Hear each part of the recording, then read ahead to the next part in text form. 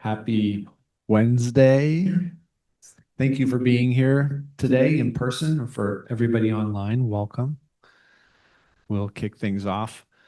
It is my pleasure to introduce Matt and Maria Salenger of coLAB this evening. I'm going to make the introduction quite from my personal perspective. So moving to Arizona 22 years ago, relatively soon after arrival, I had a chance to attend a meeting at Jones Studio in Phoenix. And that was my first exposure to that really talented collective of architects. And Matt and Maria were there at the time. Also around that time, Maria was one of the architects for our East building. So in my early days of attending reviews and stuff, I would see Maria and Brian Farling periodically there. So there was this kind of like overlapping circles.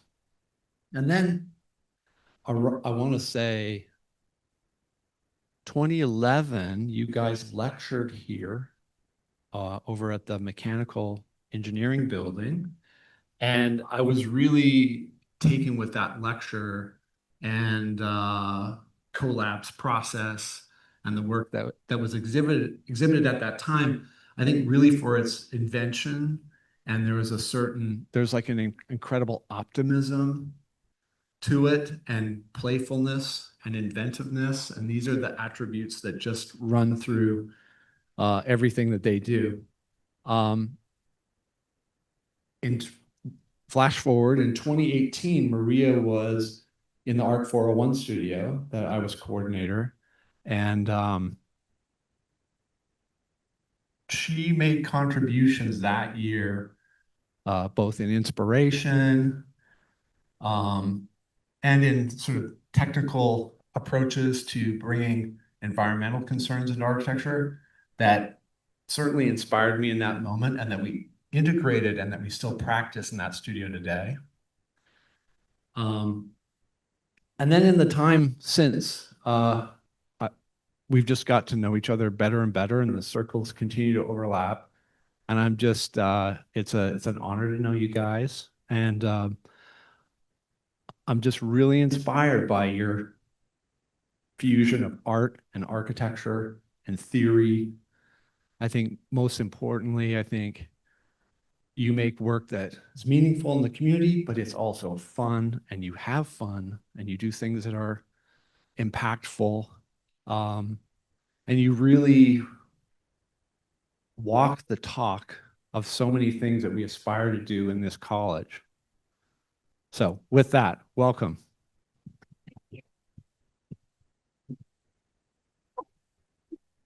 Okay, thanks. That was a really nice introduction. Thanks so much. So Matt and I were talking about what we want to talk about, and we wanted something that would resonate with the students and kind of help them in their journey in school.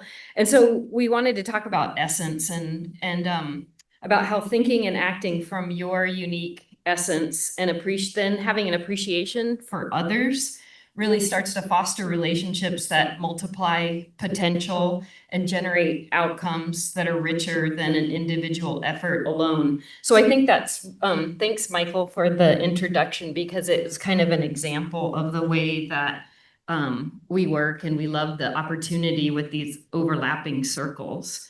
And so I grew up in Phoenix on the edge of the desert, a place that many people know that has a strong connection between mountains and sky. And my love of drawing and craft brought me here to study architecture at the U of A and art later on in London. And Matt was raised on the North Shore of Maui, and there he learned the nature of mountains and ocean. And he studied architecture at WSU and ASU, and then later at the Architectural Association of London. And we both studied art and architecture before figuring out how to make career paths in a variety of directions and with a variety of people. And so our experience in grad school, which was more than 20 years ago, in the was in like hyper urbanized London. There, one of my classmates who was from England had told me that all of the country and all of its land had been tilled over at some point. And so his concept of what is natural came from a very different perspective from ours. Matt and I learned a lot from my colleague art student.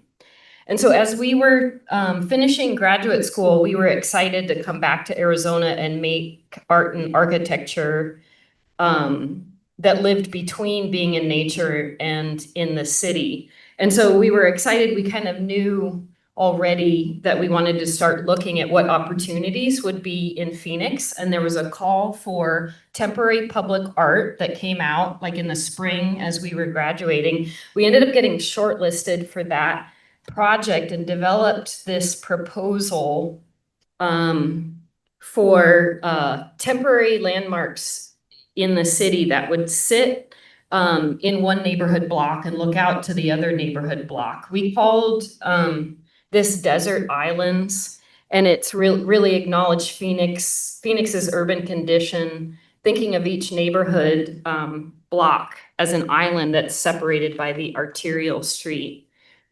And so the temporary the project would lift neighbors up and be able have them be able to see out and in relation to other landmarks, natural and built in the city. And we weren't shortlisted. I mean, we were shortlisted, but we're not selected for that project.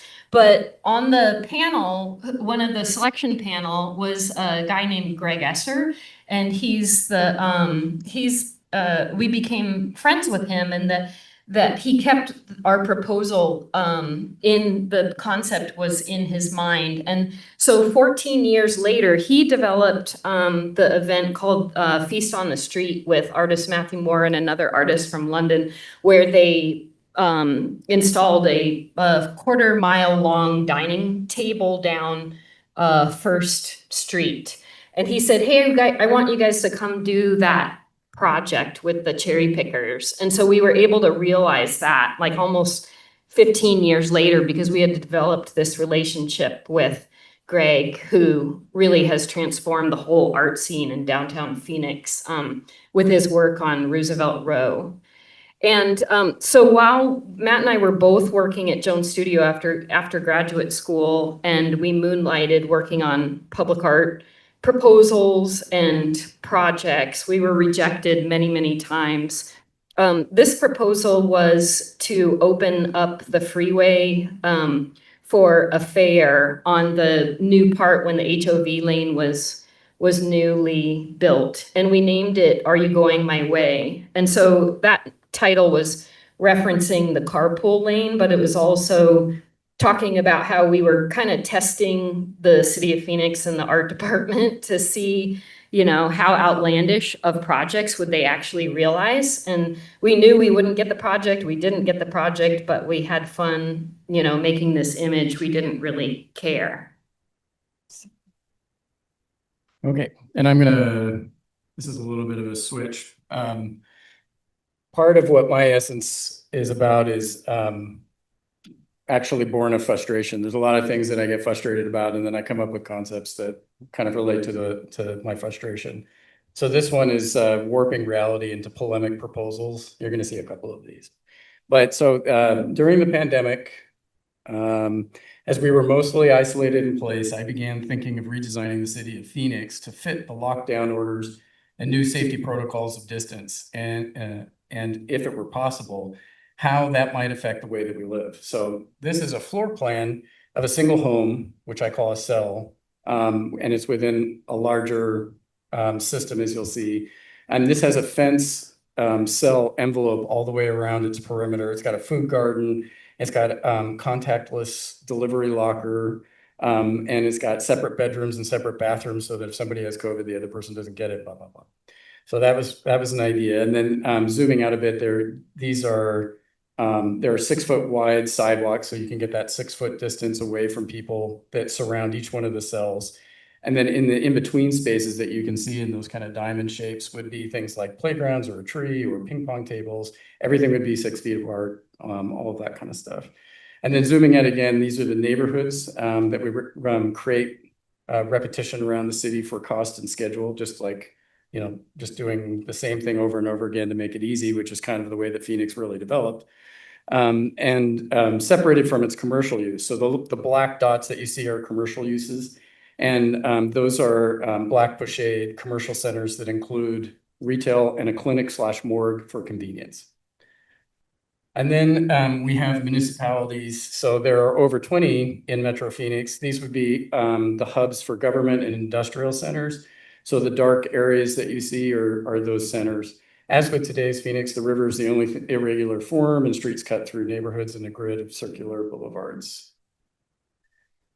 So this project is not really a proposal. It is an exercise in uncertainty originated by intuition and proceeded through imaginary thought spaces. Much like the surreal atmosphere of Phoenix through the pandemic, this presentation exists in between unstable realities and subsequent intuitive reactions to what one is immersed within. And I like asking these questions. Is this a reimagined Phoenix purposefully designed for a pandemic quarantine? Is this psychologically rooted? Is this a critique of the way Phoenix has developed? Is this political commentary? Is this an illustrated stream of consciousness? Is this architecture or art or not? Is this utopia or dystopia? Yes and no.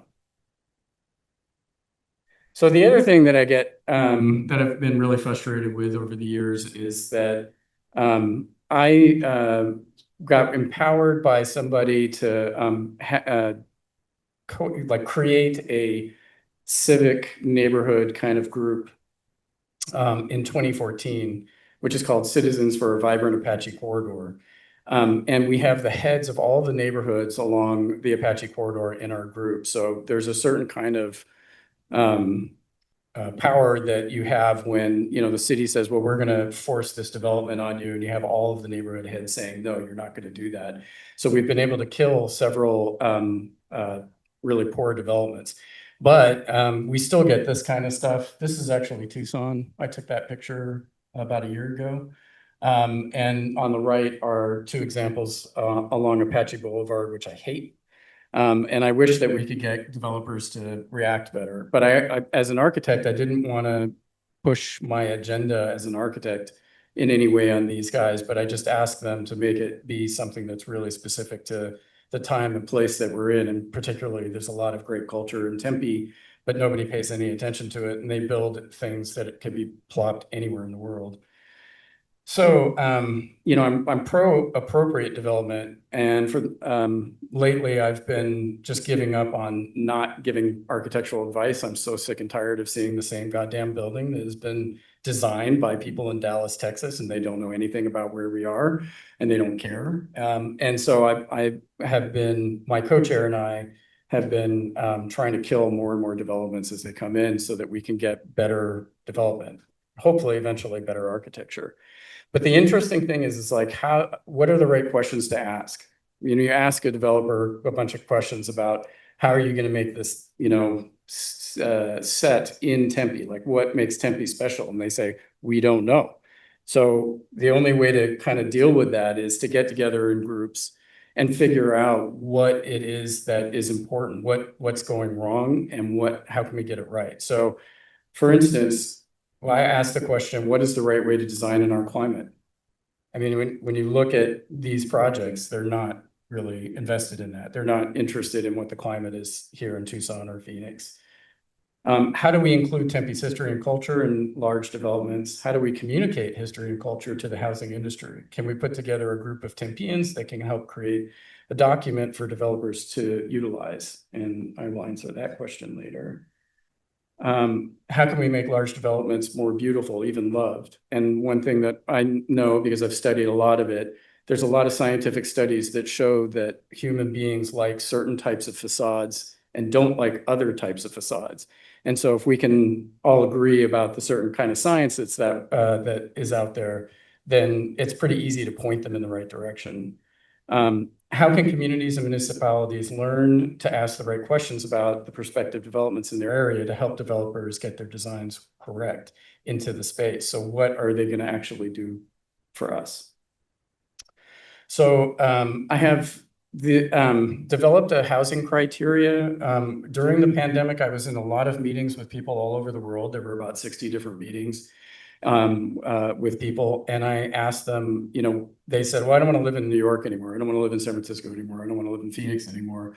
And I was asking them what they wanted to have. And the four things that everybody seemed to be saying were that people desire to live in small communities of like 200 people max, where large developments could create pockets of housing within that limit potentially. And I'll show an example. People want, number two, people want to live directly next to nature, biophilic design integrated throughout whatever they're living in. Number three was housing for all stages of life, meaning that if you're a young person, you can live on a site, and then as you get older, you can actually live on the same site so that you don't lose your sense of community and your sense of place. And number four, people want to live in a place that is as self-sustaining as possible, including energy, food production, et cetera. So I'm going to go through this pretty quickly, but I took a total sabbatical in the year of 2024, just to like try to think through these systems and how do you really get biophilic elements in a really large housing development where plants are directly outside your front door, everybody's front door, and how to make communities in these large developments. So what you're seeing there is that's 9.4 square miles for a population of 30,000 people in Phoenix. And that piece there at the same scale at 0.215 square miles would house 30,000 people with almost a third of the ground totally open for nature. All of that comes with a lot of density. So this is one of when I was talking about having small communities and then also having biophilia right by their front doors. This is 3 floors of apartments stacked up with a landscaped area courtyard in the middle. So it's 3 stories tall, but you have in this group about 200 people that are constantly meeting and seeing each other in this landscape courtyard. This is on the right. You can see the view out towards the city of Phoenix from the 30th floor. You can see that's the entire site. There's a series of high rises and low rises, and then also townhouses. But this is particularly in the high rises, having these gardens in the sky every 3 floors is a kind of a neat idea that you walk outside and you have a little pond and trees and stuff in your floor. And then this on the right, that is 3 things coming together. That tower was designed as a hotel. There's a big commercial center called Mercado that's round and has a courtyard in it. And then the red thing going through it is a 1-mile exercise bike track and also just kind of gets you around the development. And these are some other views of that Mercado and the building and whatnot. And then these are images of the high rises. These are high rises, these are low rises. And they're all lifted off the ground so that the ground plane is really open and it feels very free and open to like kind of walk around and much bigger than it would otherwise be. And then in this, that is the low rise, which is 11 stories. Those are 42 stories, and then a 3-story townhouse there. And each one of them are broken down into elements of 200 to 300 people for community reasons. So this is around the townhouse. That's the green element there that's up at the top, that's 1 courtyard. So there are 27 people that would live in each one of those wedges. And they have their own little courtyard, which you can see on the right. And then the whole community can move out into the center and gather there or a little bit off from there where there's not as many trees.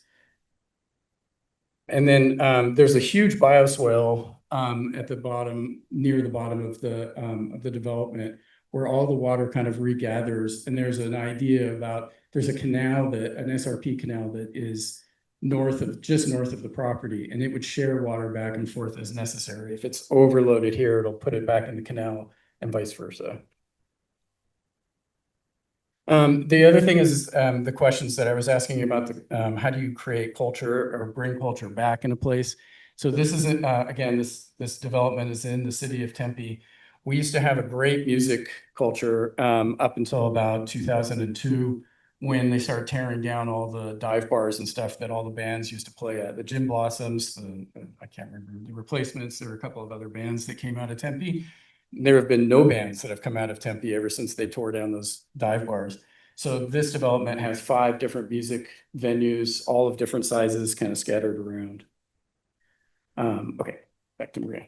So now I'm gonna share a little bit more about how I kind of drive my essence. About 10 years ago, I began to feel stifled by public art and architecture demands. As a lot of you guys know, there's so much about permanence and restrictions and delivery schedules and a tendency to have a lot of work that you're kind of tied to your computer to do. And so I got curious about trying to figure out how to make art that could be about my routine, which I like thinking about what's a rut versus a routine and when is it good and like what kind of shape would that be if it was an art project. And I didn't have a lot of free time, so I thought about how to make studio art that I could dip in and out of as I had small blocks of time, meaning like literally like maybe 30 minutes every week or a little bit more than that. And with this in mind, I also started to read the book Don Quixote. And has anybody read this crazy, crazy book before? It's really awesome. I highly recommend it. But it was written in the 1500s. And it's the first modern novel. It's also the best-selling novel of all time. It really displays how our imagination informs our actions and makes us capable of change and resilience. It's about a guy that, after the Crusades, wanted to become a chivalrous knight after knights were no longer a thing. And anyway, he couldn't stop acting that way.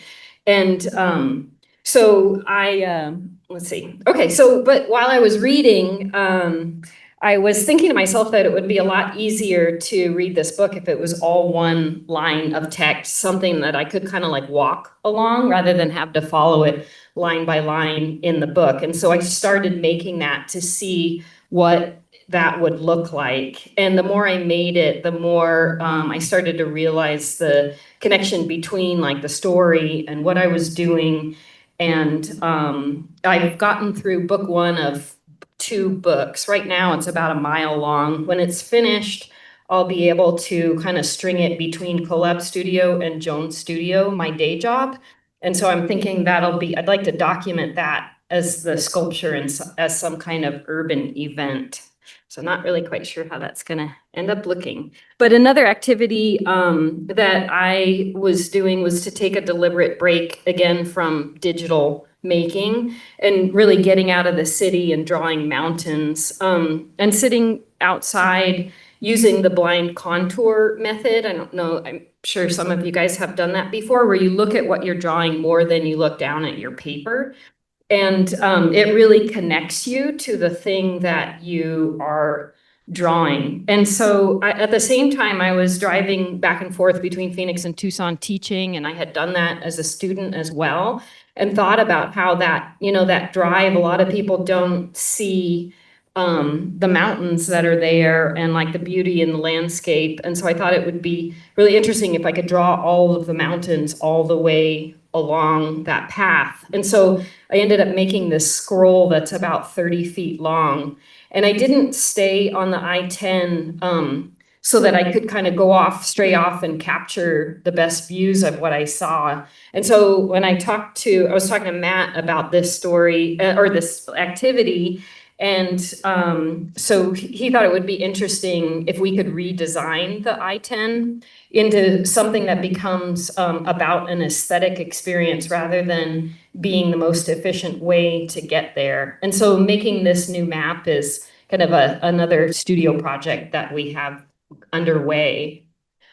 So a few years ago, we've been working in public art and have always wanted to do public art for a bridge. And about 5 years ago, we got selected to make one at the I-10 over the freeway in Tempe. And so we thought of a concept was about to present the bridges as fruit for the city, something that's very that presents itself and connects neighbors in most of Tempe to the South Mountain Preserve that would be in the natural landscape. And so emphasizing that connection to nature, I started collecting objects from the desert, bringing them back to the studio and drawing them like still life, and then making them into more and more detailed drawings for the project. And so these are some of the drawings that are integrated at the bottom of our sculptures. The sculptures on the bridge are referencing the prickly pear fruit, because about a mile away from the site of the two bridges is an indigenous ancient garden where they used to collect agave and prickly pear. And so this is one of the projects that we recently finished. And in 2000, we bought a house in Tempe with the intent to experiment.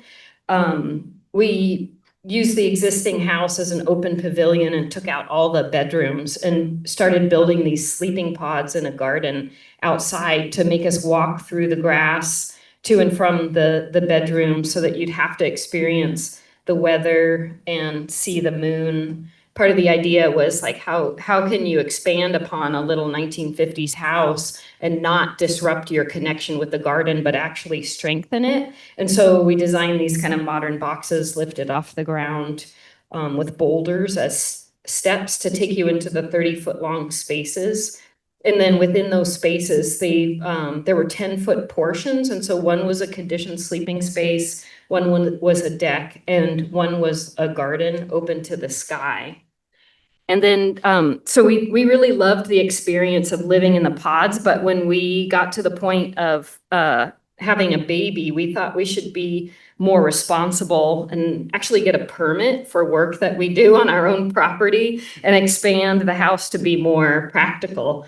And so we knew we needed more collaboration than just the two of us, because we didn't want to put ourselves in the same position we were in at the time. So we created a survey of friends and family who were prospective home buyers to ask them what program spaces are most important to them. And for the majority, it said they wanted a garage and a great room. So we knew our house had to have that program in it. We also asked if resale were no issue for them, what kind of space would you have? And a predominant amount of answers said a courtyard or an atrium. So after we got those survey responses, we kind of knew exactly what to do with our property, of kind of making a whole giant pod out of the whole space. So we have our great room on the back side of the property, and created bedrooms within the existing shell of the house.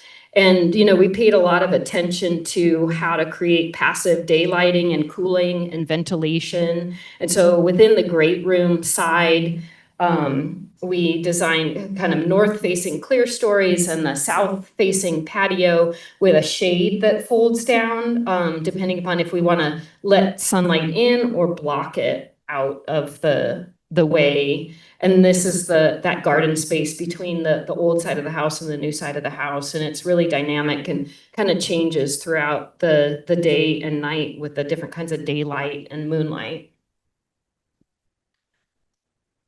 Okay, so the next project that we're going to talk about, we're going to go back to my essence, or what I feel is my essence. That's something that's always inherently unique to everybody. They're born with it. It's not something like a personality that you try on as you're living. It's something that's really in you. And one of the things that I feel really strongly about is collaboration. And so I collaborate a lot. And so what Maria and I did with coLAB Studio was to eliminate actual employees that are full-time or whatnot. And instead, we asked them to open their own business, and then we would hire them and help them grow their own business. And then they would always constantly collaborate with us. And so this project, which started in 2012, and then 2014, we did the first building, and then this is the second building in 2016. With a guy named Austin Troutman, who was a kind of sustainability consultant and would-be developer. And we then also worked with our friends from 180 Degrees Design Build, which is in Phoenix. And they actually built these two houses as well. They're, I think, still hold the record for the lowest amount of air infiltration through the envelope. Lucas is here. He didn't work on that house yet, but he's coming. We collaborated too. But anyway, the house is incredibly comfortable, and it's the only place, if I have allergies and I sit in that house for about an hour or two, the allergies disappear. It's the only place where that happens. It is some of the cleanest air anywhere. It's a really amazing house that, you know, again, just going by the science of what Austin and Lucas, you know, will tell me to do, I know I can trust them that the product that comes out at the end is going to be spectacular. The crazy thing about the house too is in a suburban neighborhood, there was a construction project across the street. When we got the house done, they were bulldozing and they were doing all these things, and you could close the door and it didn't matter, you know, you saw all the glass, there's glass that goes all the way across this building, and it was dead silent in there. It's really amazing. And through working with them and some other people over the years, we devised a framework for environmentalism for tracking each project's outcome and at least a set of minimums too. Most of it's from Living Building Challenge 4.0 requirements, but we removed what I call impossible elements from the LBC version that just never happen because they're just too expensive to do. And so we added our own imperatives, such as adding public art to each project, even if it's not in the brief. And we also started really thinking about our ethics about where we build and where we don't build. So this is a go, no go map. So if your house is somewhere in the yellow areas, we wouldn't build there because it's taking away wildlife habitat. So if a client comes to me and they say that, you know, which has happened, and you'll see an example of one of them, but hey, I want to build a really environmentally friendly house in Prescott. And I say, you got to pay your way into some other place that has the habitat secure so that you can pay for them to have more habitat in order to offset what you're doing here. Because I can't stand the idea of we've lost 40% of all of the creature species in the planet over the last 60 years. And we just can't keep doing that. And so another way to think about our go, no go strategy is to produce this graph, which I did mainly with Austin again. And so at the bottom is like a makeshift that's not even at code. Code is second. LEED, just bottom LEED is there, and then it goes up to LEED Platinum. And then Valley/Beyond LEED, Living Building Challenge, Regenerative, and Perfect Nature, which we just made up this idea about perfect nature, that's a goal that we're all striving for, that we're, you know, may never get, but it's important. So the density there, and this is a graph of how good of a certification rank can you get, and then how much density there is. And so the yellow again, or the orange, whatever color that is, that's a no-go. The green is a go, and the light stuff is dependent on what other things are going on with the project that we might do. And working with Lucas, who's here, again, raise your hand. He's a sustainability consultant with Austin and a company called Nopal.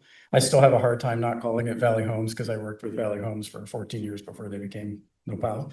But anyway, Lucas and I worked on this project, you know, over a year, I think, and we just kept going through and refining the details and the wall sections and the roof sections and the materials. And then Lucas and Austin come to the site and they teach the people that are putting these materials that they're unfamiliar with on the building how to do it.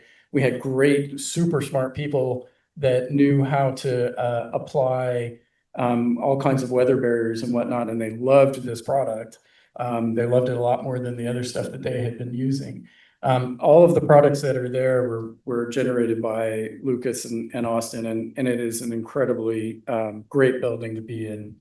It's an exhibit gallery, and when you have an exhibit gallery, if the air conditioning goes out for a couple of hours and the temperature gets too hot, it can ruin the art that's on the inside. So building something that has a lot of insulation in it, and in this case, all natural insulation like mineral wool, and what you see there on the orange stuff there is a wood-based insulation. It keeps the building from rising in temperature, and that's super important for the art. Okay, this is another just kind of something that I wanted to see really, really badly. So I took a couple of weekends to create this design.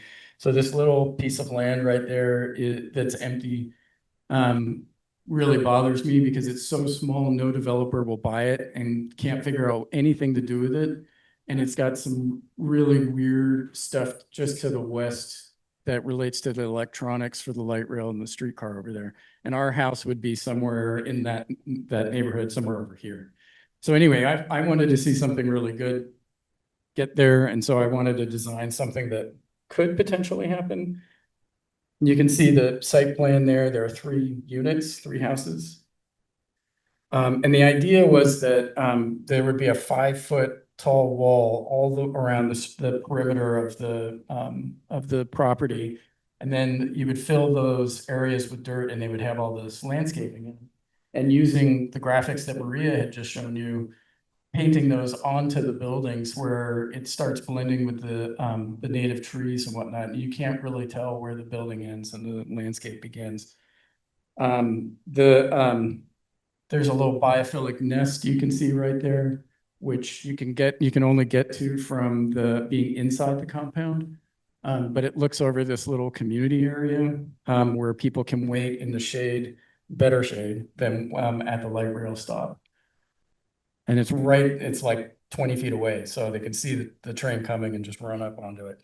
So the whole building, the structure was mass timber elements exposed completely throughout.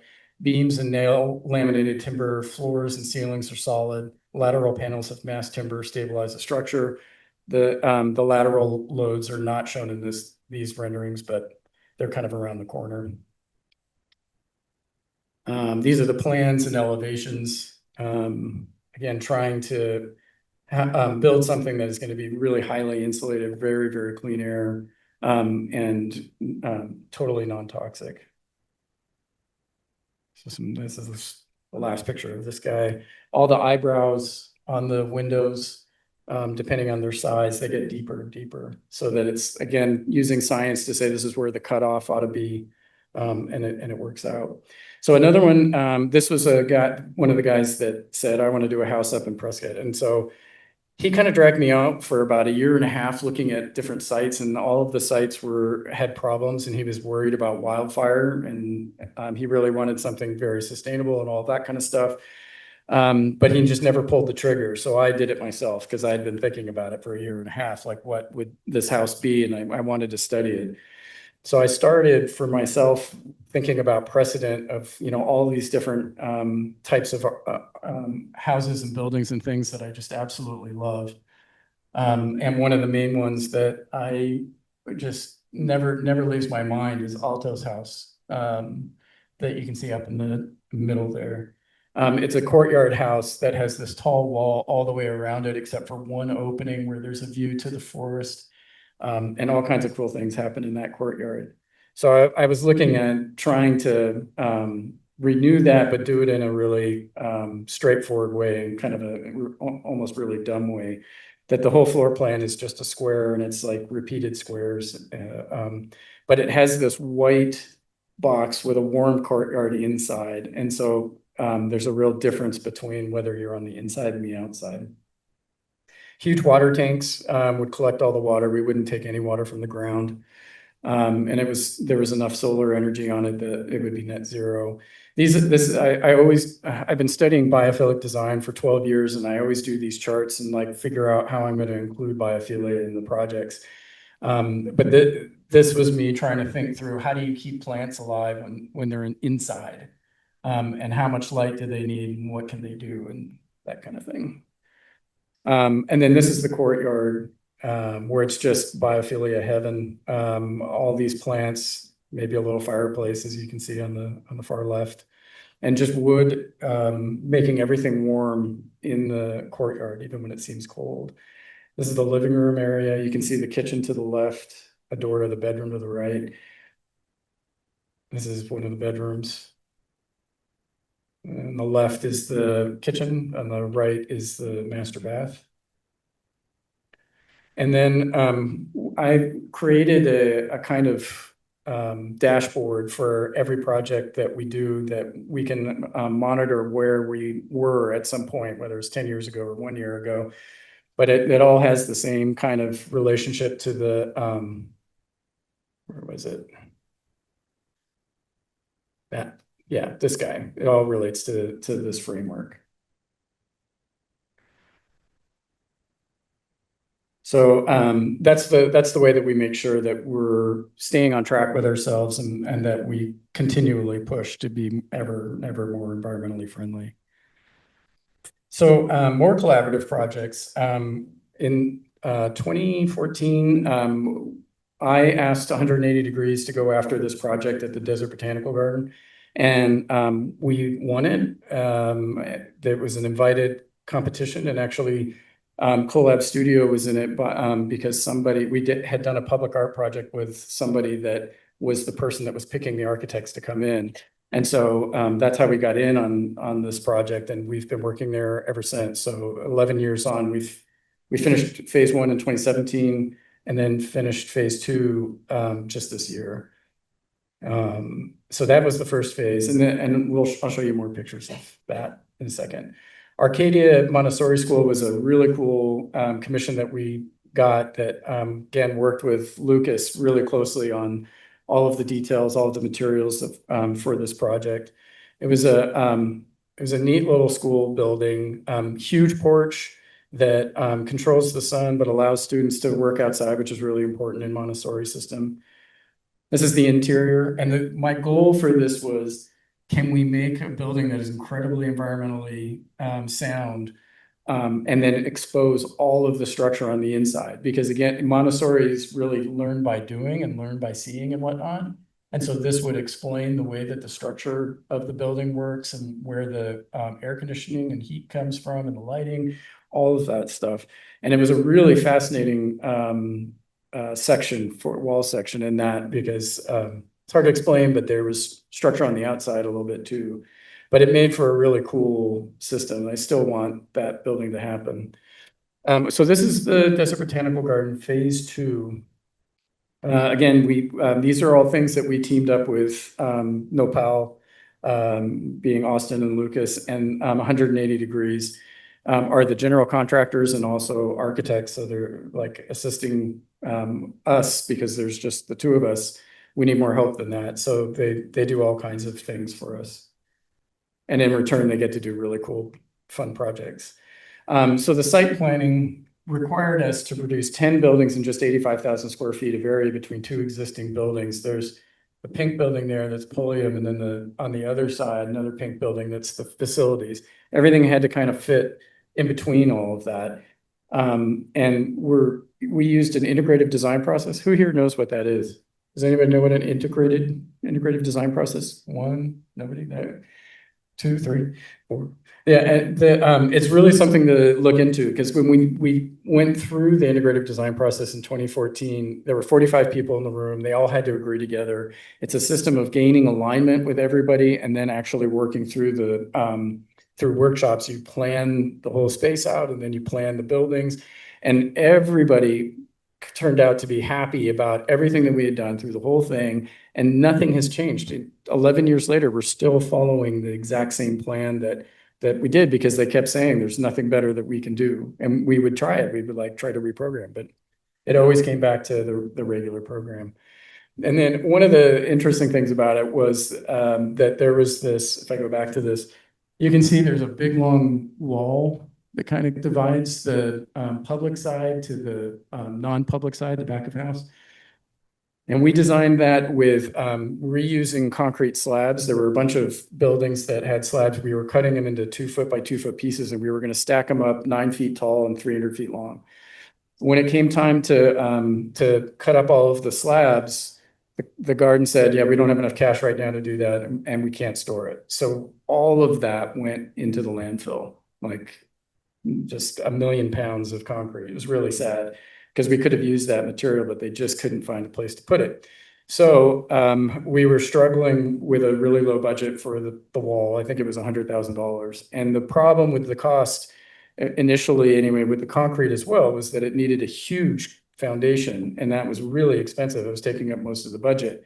So I was trying to think about how do you build something that's big, heavy, and solid so that people can really know that they're not supposed to go past this wall.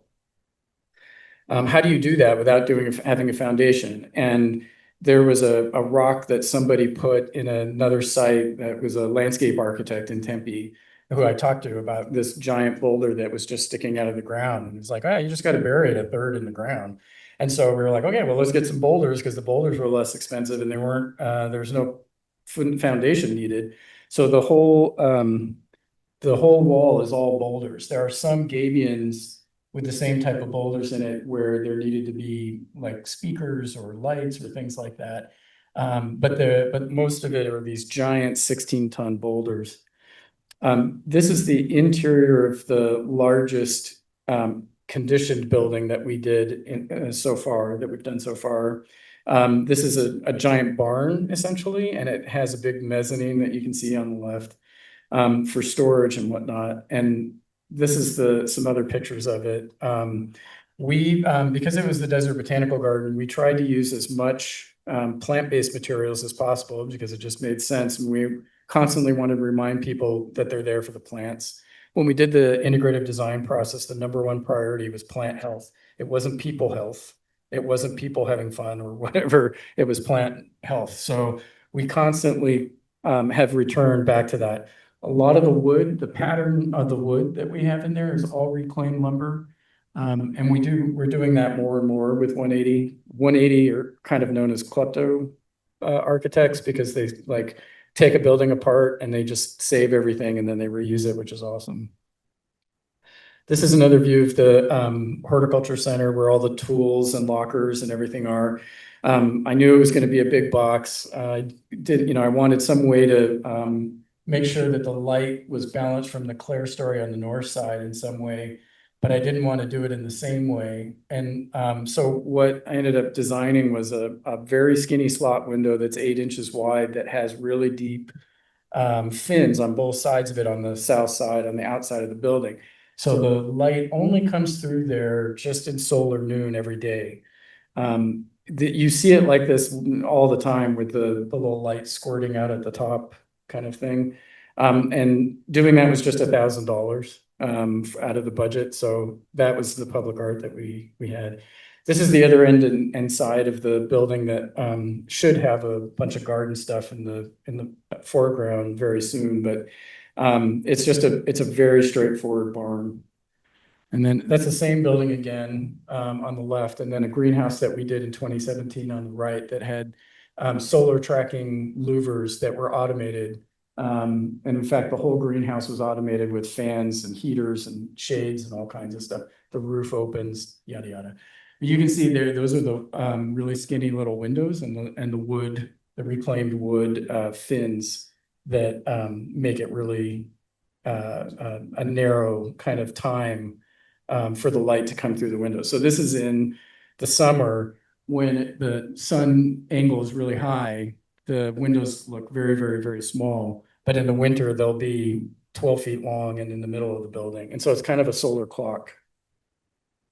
We also did a 12,000 foot square foot shade pavilion that is mesh covered to keep pests out, but lets the sun in, designed like a Mies van der Rohe building, kind of straightforward and efficient. And I have to show this because you probably will never see something this good that is not meant to really be seen ever again. But in this building, there really wasn't any place to hide all of this stuff. 180 just composed this perfectly and worked with their electrical engineer to get everything just absolutely right. I mean, all of the conduit is just insane. Like if you've ever been around in a construction site and seen conduit working around, it does not look like this. This is like really amazing. So this is the exhibit gallery building that we just finished. And then to the left, in the upper left, is the learning lab that we did in 2017. This is a view from the learning lab looking at the exhibit gallery building. The learning lab that we're in here has polycarbonate on two sides of the walls. And I don't know if you can see it, but there's plant material in the walls, which actually my son and I put in about 10 years ago, 8 years ago, I guess. And so that was really fun. And this is a view of the exhibit gallery building. And again, I wanted to do something that had some public art-ish thing in there, but we didn't have a budget for it. And so I again was trying to work with the sun and try to celebrate the certain areas of the sun in a kind of grotesque way, because for other stuff I showed you was at the hottest part of the day, or one of the hottest parts of the day when the sun is really high. And this is in the summer, the sun comes up from a little bit from the north on the east and the west. And so the building is directly related east-west, and the sun will bring these shadow patterns onto the building throughout the summer. This is the inside. They've done 2 exhibits so far in the building. That was the first. It was all about orchids. And there are actually native orchids in Arizona, which I did not know. And they're trying to repopulate the native orchids back in southern Arizona. This is again, this is in the entry when you walk in before you actually enter inside the gallery building. This is, you look up and you see all this reclaimed wood in there. And then this was a really great exhibit that's still going on right now. That's just amazing. It's like digitized 3-dimensional scanning of plants and systems and buildings, and it's really cool. Okay. So are there any questions? Yes, ma'am.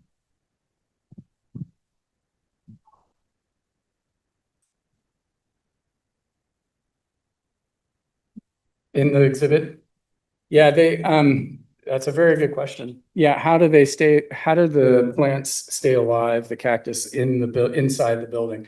One, you got to have grow lights that mimic the sun.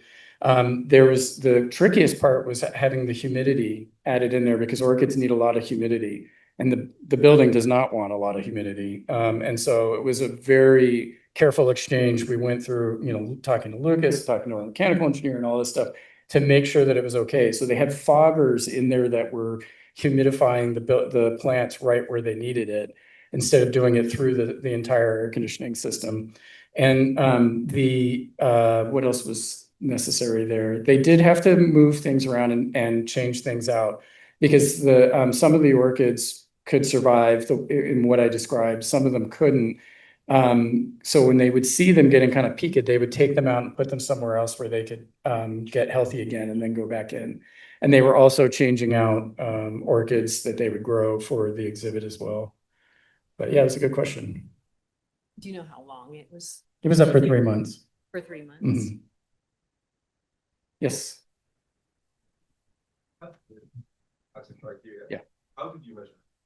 Yeah, the beauty thing is about just intuition at a certain point, except that, like I said, I've been studying biophilic design for a long time, and there are all of these scientific studies that people have done where they show that, for instance, in New York, when people are walking by a really boring facade, they walk faster because they don't want to be next to that facade. And when it's got a lot of ornament on it, they slow down, and they will enjoy the complexity of the facade. But that's a really good question. But some of it is intuitive from our part. basically one of the tenets of it is that it has, it makes somebody enjoy something about it, you know, at least once a week or something like that. The Living Building Challenge has a kind of quote about that way. But I like to think about it as like us using science to really know what beauty is, and then we've achieved that through X, Y, or Z methodologies. So yeah, that was a good question too. Any others in the back?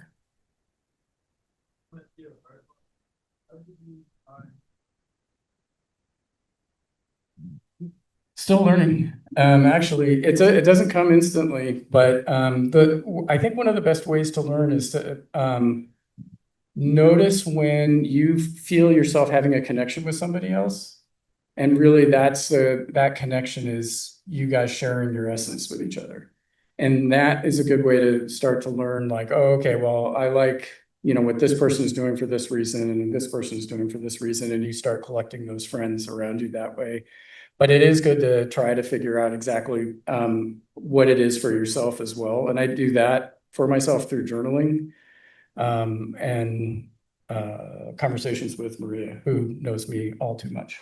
And Matt and I talked about this because we were trying to figure out how to verbalize what each of our essences are for ourselves. And I kind of came to the conclusion that it's not the essence is, it's a noun. So you can describe the qualities of it, but you can't really say what it is because it is essence. And I also found that I wanted to share what these art practices, because they're activities that I know I'm in a place doing something that I'm meant to be doing when I'm doing that drawing. And that's how I know that activity is a part of my essence. But it is a super, if you try to put too many words to it, it gets confusing.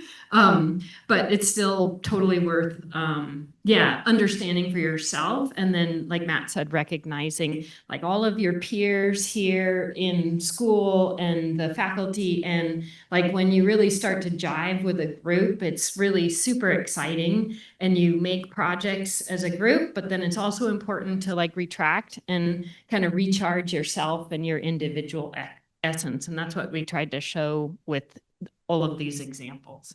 And just one more quick thing about that too is that in regenerative development, there's this idea of a guild, and that's where there's multiple entities, whether they're natural plants or human beings or whatever, that work together. They all have their own different essence, let's say, or specialty or whatever, and they're all helping each other out. We see that in nature all the time. And so what we've tried to do with our company is to try to create those guilds and pick up those people around us that know, you know, what we're trying to do, and we know what they're trying to do, and they're all in the same line. And, you know, like Lucas is nodding his head, and I know it was like, we love working together because it just flows so easily. And so that's the kind of thing that, you know, when we've talked about essence here, that we want you guys to be able to feel, you know, feel it out through other people, like make sure that you know that you're around people that are going to be helping you and doing it for all of the right reasons. And we found that this is a really great way to practice.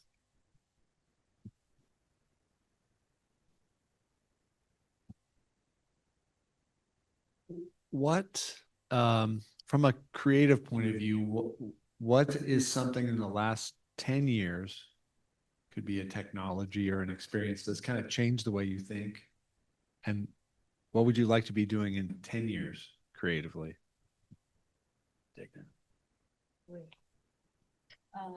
Thanks for asking that question. I think for me, if I think back 10 years was about when I started the mountain drawing practice.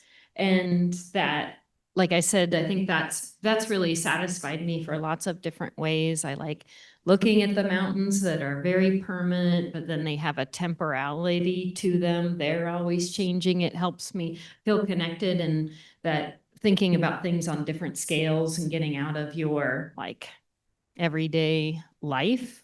And I think in the next 10 years, I would like to I would like to figure out how to manifest some of that and these like small daily art activities into something that is more constructed and more visible to the public. So.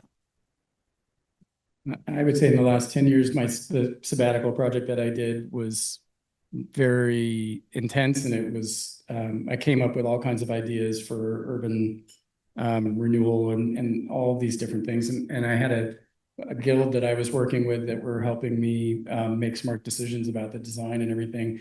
It's a ridiculous project in its scale and everything. It actually somehow got published internationally, and then there were people starting a Facebook page that were saying this was this horrible thing and like all of this stuff, and like Tempians. all these Tempians, and they're like, who did this? Like, how come we can't figure out who did this? And somebody was like, it must be an architect. And he's like, no way, no architect is going to put a bunch of money like this into these renderings. Nobody would do that. And I'm sitting there reading them, and it's like, oh my God. So that didn't really go anywhere yet, but I'm still working with somebody that wants to make a film about it and what the kind of takeaways are. That the idea about making sure that when development is going on in your neighborhoods, that you can point it in the right direction by having these things ready-made and saying, this is what our culture is here. This is what what makes our neighborhood our neighborhood. You need to follow that. Otherwise, we're not going to let you build here. Those kinds of things were really wonderful to come across, just again, journaling and writing for a year. So anyway, that would be mine. I don't know in the next 10 years. All right. Any last questions? All right. Well, again, I'm just struck really by how like generous your work is. And so thank you for being so generous and sharing it tonight. Thank you. Thank you. Thanks, everybody.